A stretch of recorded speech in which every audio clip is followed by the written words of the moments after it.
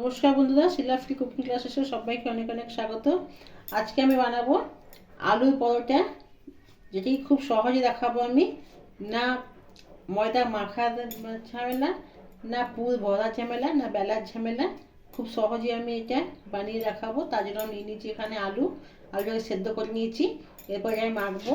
দেবো এতে পেঁয়াজ কুচি,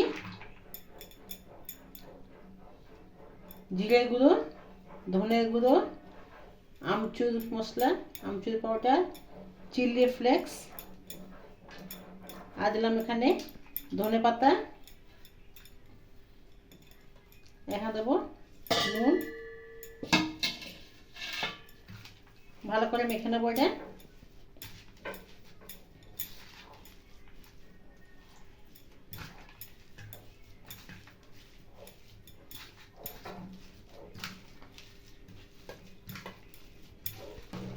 আলু এখানে মেখে দিয়েছি। এবার নেব 200 গ্রাম ময়দা নিয়ে নিলাম। এরপরে দিয়ে দেবো আমি স্বাদ অনুযায়ী লবণ,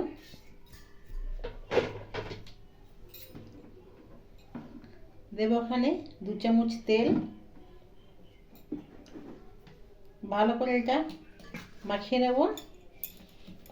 এরপর এটা অল্প অল্প জল দিয়ে এটা মিডিয়াম করে ঘোল বানিয়ে নেব।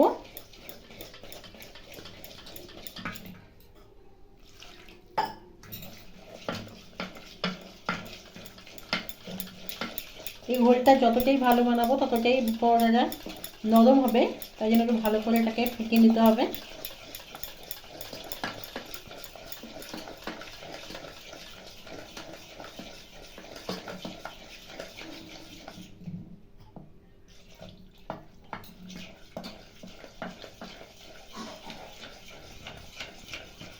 ময়দাখানে গোলা হয়ে গেছে, এরকম রেখেছি একটু ঘন। এরপর এর মধ্যে এই যে আলু মাখাটা এটা দিয়ে দেবো।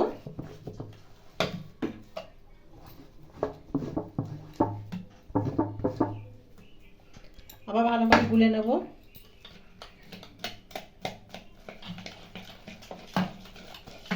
ভালো করে এটা মিশিয়ে নেব। ব্যাটারটা এরকম রেখেছি, না বেশি পাতলাও করিনি আর বেশি মোটাও করিনি। চাটনি বসিয়ে দিয়েছি। চাটনি দিয়ে দিলাম অল্প তেল।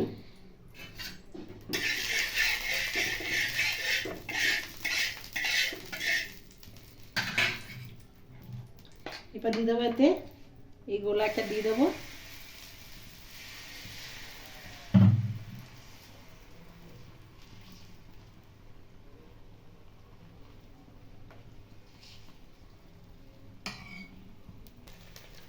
চাটনিটা দিয়ে দিলাম। এরপর এক সাইড এরকম উঠিয়ে দিয়ে উল্টিয়ে দিলাম।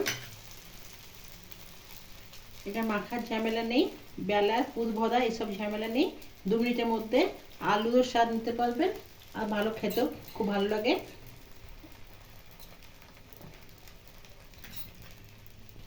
এটা হয়ে গেছে, কি সুন্দর দেখতে লাগে দেখো। হয়ে গেছে, উঠিয়ে নেব।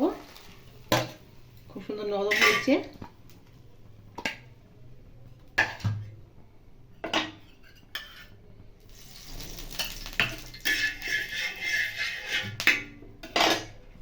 এইভাবে সবগুলো করে নেব আমি।